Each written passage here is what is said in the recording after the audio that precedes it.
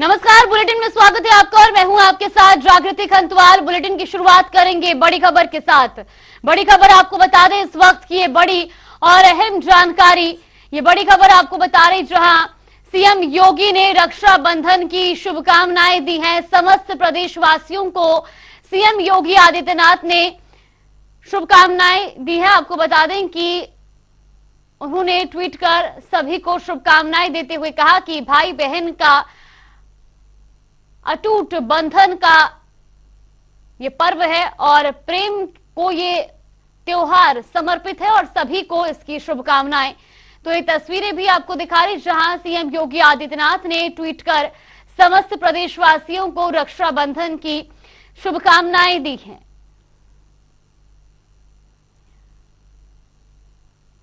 तो उन्होंने अपने ट्वीट में भी लिखा है कि भाई बहन के प्रेम को समर्पित रक्षाबंधन के इस पर्व की सभी प्रदेशवासियों को शुभकामनाएं।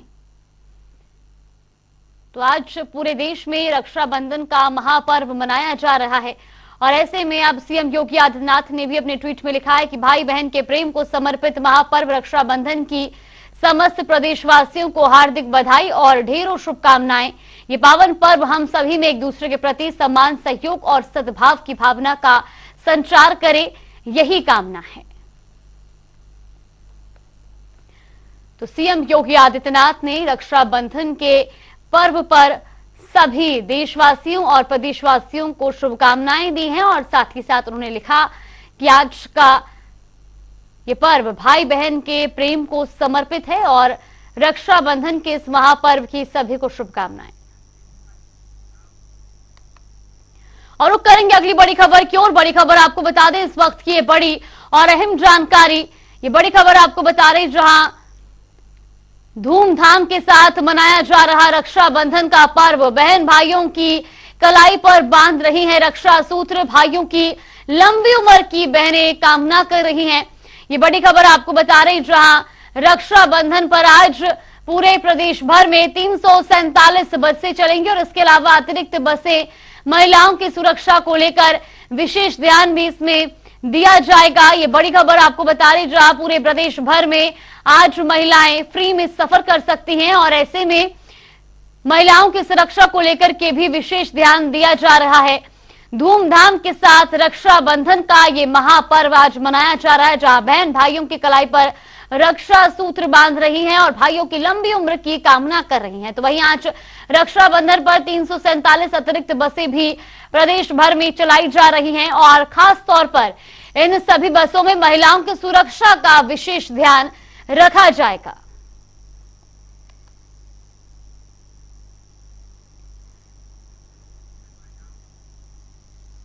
अयोध्या में गुरुवार को 5000 मंदिरों में रक्षाबंधन का पर्व मनाया गया। आपको बता दें कि बहन सुभद्रा की राखी मुख्य अर्चक आचार्य सतेंद्र दास ने रामलला को बांधी है। जगन्नाथ मंदिर में श्री कृष्ण के उत्तरवर्ती माने जाने वाले भगवान जगन्नाथ सहित श्री कृष्ण की बहन सुभद्रा और बलराम का विग्रह स्थापित है। श्री राम और कृष्ण में अभिन्नता की भावना के अनुरूप जगन्नाथ मंदिर के पुजारी बहन सुभद्रा की ओर से राखी लेकर अयोध्या आए थे।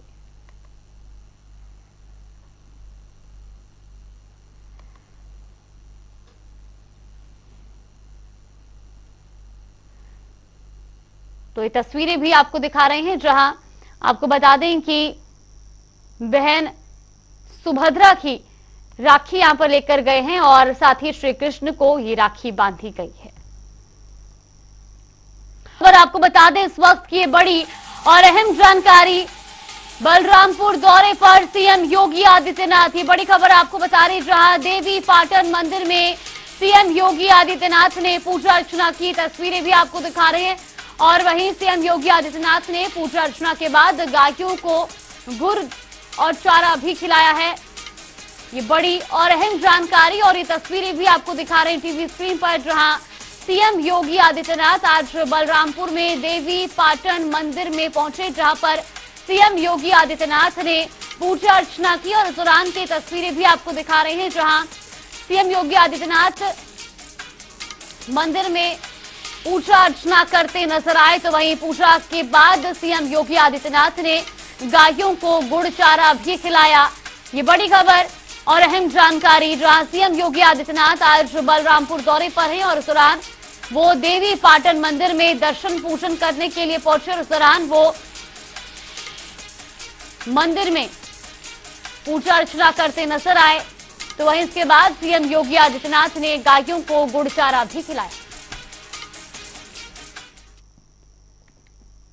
और रुक करेंगे अगली बड़ी खबर की ओर। बड़ी खबर आपको बता दें, मुंबई से ये बड़ी खबर सामने आ रही है, जो इंडिया गठबंधन की आज 2 दिवसीय बैठक आज से शुरू होने जा रही है। बैठक में 28 दल शामिल होंगे। ये बड़ी खबर आपको बता रही, जहां गठबंधन के संयोजक की हो सकती है घोषणा। तो बैठक में कई लोग भी शामिल होंगे। ये बड़ी और अहम जानकारी आपको बता रही, जहां बैठक में उद्धव ठाकरे, आदित्य ठाकरे भी शामिल होंगे। साथ ही सोनिया गांधी, राहुल गांधी इस बैठक में मौजूद रहेंगे। इसके अलावा अखिलेश यादव, रामगोपाल यादव भी बैठक में शामिल होंगे और आरएलडी से जयंत चौधरी और शाहिद सिद्दीकी भी इस बैठक में मौजूद रहेंगे। तो इंडिया गठबंधन की ये तीसरी बैठक आयोजित होने जा रही है, जहां से पहले 2 बैठकें संपन्न हो चुकी हैं और अब तीसरी बैठक मुंबई में आयोजित की जा रही है। आपको बता दें कि इस बैठक में 28 दल शामिल होंगे।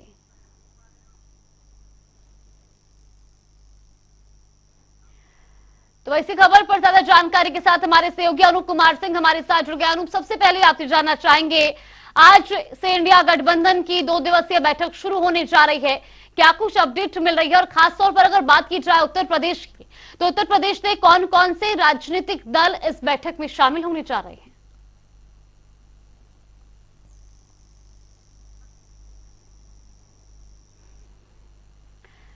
तो अनूप से एक बार फिर संपर्क करने की कोशिश करेंगे। आपको बता दें कि बैठक में 28 दल शामिल हो रहे हैं। हालांकि इस गठबंधन की बैठक में संयोजक की घोषणा भी हो सकती है और साथ ही साथ जानकारी ये भी सामने आ रही है कि इस बार की बैठक में सीट शेयरिंग को लेकर के भी चर्चा संभव है। तो वही हमारे सहयोगी अनूप कुमार सिंह हमारे साथ जुड़ गए। अनूप, सबसे पहले आपसे जानना चाहेंगे, देखिए इंडिया गठबंधन की तीसरी बैठक शुरू होने जा रही है, 2 दिवसीय बैठक आयोजित की गई है। फिलहाल क्या कुछ अपडेट मिल रही है और खासतौर पर अगर उत्तर प्रदेश की राजनीति की बात की जाए तो कितने राजनीतिक दल इस बैठक में शामिल होंगे? और देखिए, आज विपक्ष की यानी इंडिया की तीसरी बैठक है। पहली बैठक पटना में हुई थी, वहां 16 जो राजनीतिक दल एक साथ एक मंच साझा किया था। उसके बाद ये दूसरी बैठक वहां पर आयोजित हुई हैदराबाद में, और तीसरी बैठक आज मुंबई में बैठक का आयोजन हुआ। 2 दिवसीय बैठक है। हालांकि इस बैठक में बताया जा रहा है करीब 28 दल एक साथ बैठक करेंगे और इस बैठक में महत्वपूर्ण सबसे जो अभी तक तमाम जो दल है एक साथ एक मंच पर साझा किए हैं, लेकिन इस मंच पर सबसे खास बैठक इसलिए भी मानी जा रही क्योंकि इस बार सीटों को बंटवारों को लेकर, क्योंकि पिछली बार जब 2019 में जब गठबंधन हुआ था तो जब गठबंधन के बाद आपने देखा था कि विपक्ष को वोट तो 1 करोड़ ज्यादा मिले थे, भारतीय जनता पार्टी के करीब 23 करोड़ के आसपास मिले थे और भारतीय जनता पार्टी को 22 करोड़ वोट भी पूरे देश में मिले थे। फिर भी पूर्ण बहुमत से सरकार बनी थी। लेकिन इस बार उन आंकड़े को देखते हुए सीटों का बंटवारा किस तरीके से किस क्षेत्र में कौन सी पार्टी ज्यादा प्रभावी है, किस क्षेत्र में कौन सा प्रत्याशी ज्यादा प्रभावी होगा, इन सब चीजों को लेकर 2 दिवसीय जो बैठक में काफी महत्वपूर्ण बैठक में सीटों को लेकर चर्चा होगी, किस क्षेत्र के किसकी जिम्मेदारी होगी। दूसरा सबसे बड़ा मुद्दा यह होगा क्योंकि अभी तक जो भी जितनी 2 बैठक हुई है, आज तीसरी बैठक, तीनों बैठक में यह तय नहीं हो पाया है कि जो महागठबंधन की अगर सरकार बनती तो उस पर प्रधानमंत्री कौन बनेगा। कांग्रेस लगातार दावेदारी कर रही क्योंकि देश की सबसे दूसरी पार्टी है इस वजह से, लेकिन कहीं न कहीं तमाम और भी पार्टियां हैं वो भी कहीं न कहीं दावा कर रही प्रधानमंत्री को लेकर के। उसको लेकर सहमति कैसे बनेगी, कौन नेतृत्व करेगा, ये सब तमाम चीजों पर चर्चा होने वाली है। दूसरा, उत्तर प्रदेश की एक बड़ी पार्टी यानी बीएसपी अभी तक कोई भी मंच साझा नहीं किया और मायावती का यह भी ऐलान आ चुका है कि अकेले ही चुनाव में 2024 के चुनाव में जाएंगे। तो कहीं न कहीं इस पर भी चर्चा होगी कि और भी जो पार्टियां 28 से ज्यादा वो भी इस मंच पर आए और भारतीय जनता पार्टी को 2024 में कैसे मात देनी, इस पर मंच साझा करें। बिल्कुल अनूप, और अब देखना यह भी होगा कि इस पूरे गठबंधन का संयोजक किसे बनाया जाता है। ये भी कहा जा रहा है कि इस बैठक के बाद ये तस्वीरें भी साफ हो जाएंगी। फिलहाल आपका बहुत बहुत धन्यवाद हमारे साथ जुड़ने के लिए और तमाम जानकारी हम तक पहुंचाने के लिए। रुक करेंगे अगली बड़ी खबर की ओर। बड़ी खबर आपको बता दें, लखनऊ से ये बड़ी और अहम जानकारी, बीजेपी मनाएगी विमुक्ति दिवस समारोह। ये बड़ी खबर आपको बता रही, जहां बीजेपी प्रदेशाध्यक्ष भूपेंद्र चौधरी इस कार्यक्रम में शामिल होंगे। मंत्री अनिल राजभर के नेतृत्व में इस समारोह का आयोजन किया जा रहा है। इंदिरा गांधी प्रतिष्ठान में ये समारोह आयोजित किया जाना है, जहां बीजेपी विमुक्ति दिवस समारोह का आयोजन करने जा रही है। तो वहीं इस कार्यक्रम, इस समारोह में प्रदेशाध्यक्ष भूपेंद्र चौधरी भी शामिल होंगे। वहीं खबरों में आगे बढ़ेंगे, जहां समाजवादी पार्टी प्रमुख अखिलेश यादव ने प्रेस कॉन्फ्रेंस कर INDIA के पीएम उम्मीदवार के बारे में अपनी राय और साथ ही जानकारी दी। कहा, मेरा ध्यान संसद में पार्टी की ताकत बढ़ाने पर है और पीएम कौन बनेगा इसका अंतिम फैसला नतीजे आने के बाद ही लिया जाएगा। साथ ही उन्होंने कहा कि केंद्र में सरकार बनाने में उत्तर प्रदेश अहम भूमिका निभाता हुआ नजर आने वाला है। रक्षाबंधन के मौके पर केंद्र की तरफ से दी गई राहत को लेकर भी अखिलेश यादव ने बीजेपी को आड़े हाथ लिया और कहा कि महंगाई चरम पर है और उसके बाद सिलेंडर में केवल 200 रुपए घटा देना कहां का तोहफा है। 10 साल बाद ही क्यों सरकार ने सिलेंडर के दाम कम करने का फैसला लिया।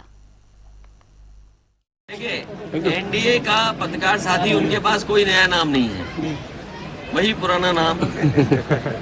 और फिर 10 साल की क्या उपलब्धि है और लखनऊ की क्या उपलब्धि है, उनकी महंगाई उपलब्धि है। और सोचिए कितने महीने, 10 साल में पहली बार रक्षाबंधन आया बीजेपी के लिए। सोचिए 10 साल में पहली बार बीजेपी का रक्षाबंधन आया जिसमें 200 रुपए उन्होंने सिलेंडर के कम किए। क्या पिछले 9 सालों में रक्षाबंधन नहीं आया? क्या ओणम त्योहार नहीं आया पिछले सालों में? तो सोचिए, चुनाव की वजह से और इतने महीनों की लूट आप कहां से कहां ले गए? 400 रुपए से कहां ले गए आप? तो ये मुनाफा किसकी जेब में जा रहा था? अगर 200 रुपए आज कम किए तो 200 रुपए पहले किसकी जेब में जा रहे थे? ये बड़ा सवाल है। और फिर सोचिए, इनसे पूछिए कि 2000 छापा और 2000 हटा लिया, आखिर क्यों किया छापा था फिर आपने? उत्तर प्रदेश के सांस्कृतिक और पर्यटन कैबिनेट मंत्री जयवीर सिंह ने बटेश्वर पहुंचकर पूजा अर्चना की। कैबिनेट मंत्री ने मंदिर में 14 कुंटल बचनी पीतल का घंटा विधिवत तरीके से भेंट किया और भगवान से प्रदेश के लोगों की सफलता और विकास के लिए आशीर्वाद दिया। कैबिनेट मंत्री लक्ष्मी नारायण एक दिवसीय दौरे पर इटावा पहुंचे। वहां पहुंचकर उन्होंने अधिकारियों के साथ समीक्षा बैठक की। साथ ही मंत्री ने आश्रम पद्धति स्कूल, टीबी अस्पताल और गौशाला का निरीक्षण भी किया। स्वामी प्रसाद मौर्य द्वारा दिए गए बयान पर कैबिनेट मंत्री लक्ष्मी नारायण ने निशाना साधते हुए कहा कि उनकी पार्टी के राष्ट्रीय अध्यक्ष उन्हें कुछ दिनों के लिए बरेली या आगरा में एडमिट कर दें तो शायद वो ठीक हो जाएं। विपक्ष के चुनाव लड़ने के मुद्दे को लेकर कैबिनेट मंत्री लक्ष्मी नारायण ने कहा कि ये प्रधानमंत्री मोदी अब हिंदुस्तान के नहीं पूरे विश्व के नेता हैं। पीएम के खिलाफ जो कोई चुनाव लड़ेगा उन्हें हम आईना दिखाएंगे और खोसी उपचुनाव पर जीत हासिल कर कोई बड़ी बात नहीं है। यहाँ ये अपेक्षा की गई है और निर्देश भी दिए हैं, ओडीओपी जो यहाँ टेक्सटाइल का काम है उसमें ज़्यादा से ज़्यादा बढ़ावा दिया जाए और यहाँ उद्योग धंधों की तरफ विशेष रूप से ध्यान दिया जाएगा। शिक्षा की गुणवत्ता के ऊपर विशेष रूप से ध्यान देने के लिए निर्देश दिए गए हैं।